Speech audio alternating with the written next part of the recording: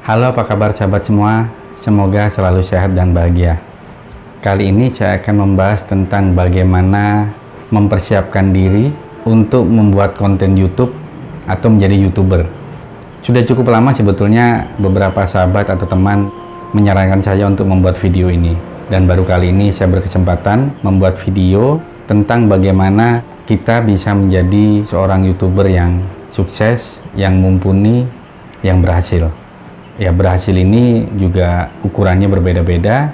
Ada yang mungkin berhasil dari sisi rupiah misalnya, pendapatan AdSense-nya luar biasa sampai ratusan juta hingga miliaran rupiah, atau ada juga yang berhasil dari sisi apa yang dia inginkan bisa tercapai dalam hal mungkin materinya atau konten bisa diterima oleh masyarakat dengan baik. Dari pengalaman yang sudah saya alami, saya kemudian berkesimpulan setidaknya ada 5 cara agar kita bisa menjadi seorang YouTuber yang baik. Syarat pertama adalah tindakan. Artinya apa? Anda yang menonton video ini dan berniat atau bercita-cita menjadi YouTuber, yang pertama harus Anda lakukan adalah tindakan. Lakukan segera membuat video. Apapun itu videonya, apapun kontennya, buat dulu. Tindakan pertama inilah yang menentukan. Ingat, ribuan anak tangga bisa kita capai kalau kita mulai menapaki tangga itu satu demi satu. Ribuan kilometer perjalanan itu bisa lancar kalau kita memulai perjalanan itu 1 kilo demi 1 kilo. Jadi semua by proses dan harus dimulai. Kalau hanya nonton konten, cari cara, bahkan ikut pelatihan online yang berbayar untuk bisa menjadi YouTuber, kelamaan. Jadi syarat pertama adalah tindakan. Anda harus segera bertindak, segeralah membuat konten video apapun itu. Setelah yang pertama tindakan, syarat kedua adalah konsisten. Konsisten ini yang memang tidak mudah. Saya pribadi misalnya pernah berniat, berkomitmen, bercita-cita setiap hari harus ada 1 video misalnya, ya, itu semangatnya. Tapi apakah bisa? Ya belum tentu bisa. Kenapa? Karena kesibukan lain, ada pekerjaan lain, banyak hal yang menyebabkan kita tidak bisa membuat konten video setiap hari. Apalagi kalau Anda masih seorang diri, bikin video sendiri, diedit sendiri, kemudian ditayangkan, belum punya tim khusus. Maka untuk bisa konsisten memang tidak mudah. Jadi syarat kedua adalah konsisten. Mau 1 minggu sekali, atau 1 bulan sekali, atau seminggu berapa kali, yang jelas Anda tetap konsisten membuat konten, apapun itu kontennya, yang sesuai dengan keinginan kita dan juga kira-kira apa yang penonton suka. Jadi untuk konten ini, untuk bisa konsisten ini, tentukan dulu Anda membuat konten apa, ya.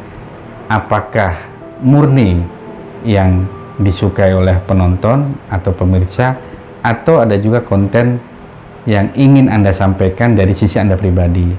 Nah, kebetulan saya memilih dua-duanya.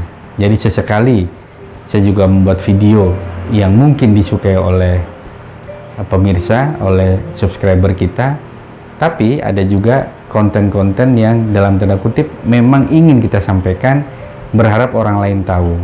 Ya, konten di Gria Hipnoterapi Endros Effendi di channel ini ada beragam, tidak hanya tentang pikiran, tidak hanya tentang audio, tidak hanya tentang hal-hal yang berisi motivasi, tapi sesekali juga saya isi dengan video perjalanan, video jurnalisme, banyak lagi. Ini artinya apa? Yang penting konsisten, buat saja kontennya, tidak peduli kontennya itu apa.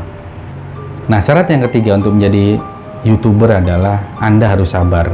Sabar ini tidak mudah, karena kalau Anda tidak berlatih sabar, maka di menit-menit awal, di detik-detik awal Anda jadi YouTuber pasti udah nyerah duluan.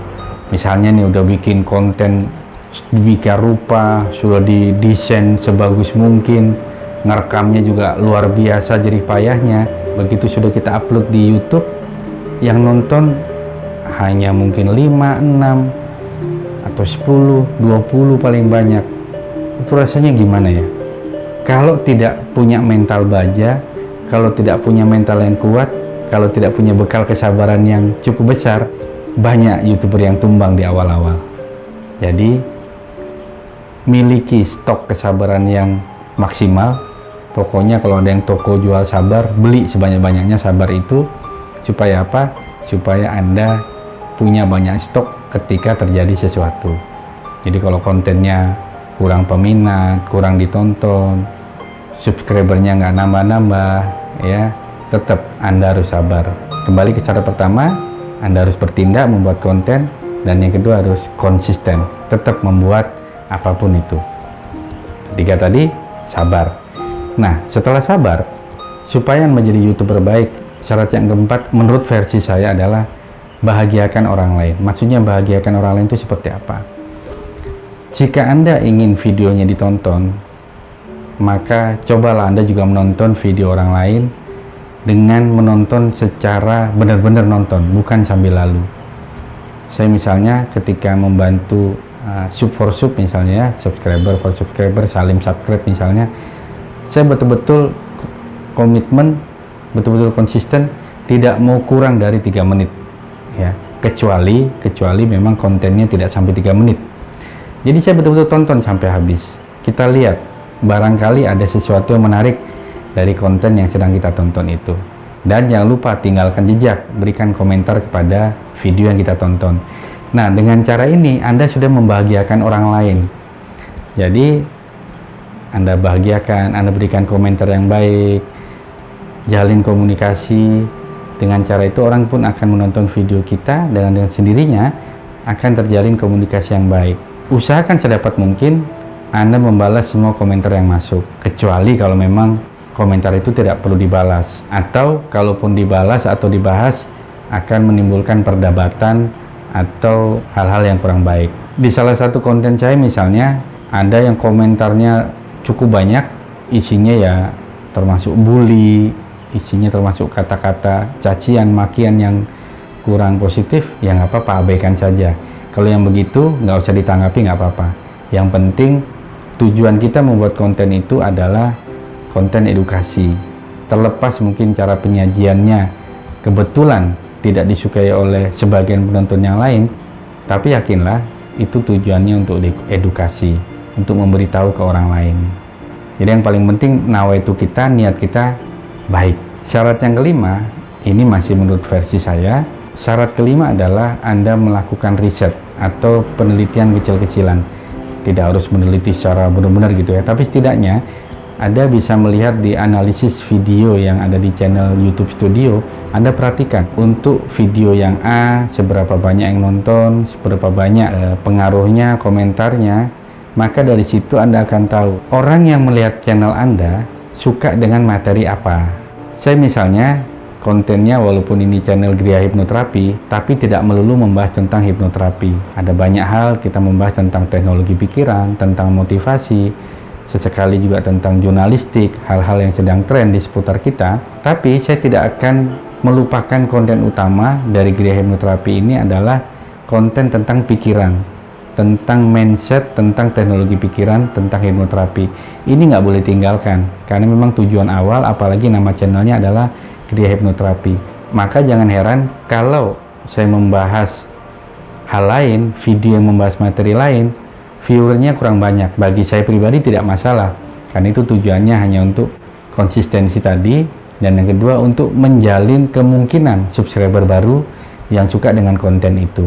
Dan perlahan-lahan harapannya subscriber ini yang tadinya mungkin suka dengan konten yang A misalnya, bisa bergeser juga suka dengan hal-hal yang berkaitan dengan ilmu pikiran misalnya. Jadi riset itu penting ya, riset itu penting. Melihat kenyataan video apa yang disukai itu sangat penting, sehingga Anda bisa fokus channel Anda sebagian besar videonya soal apa.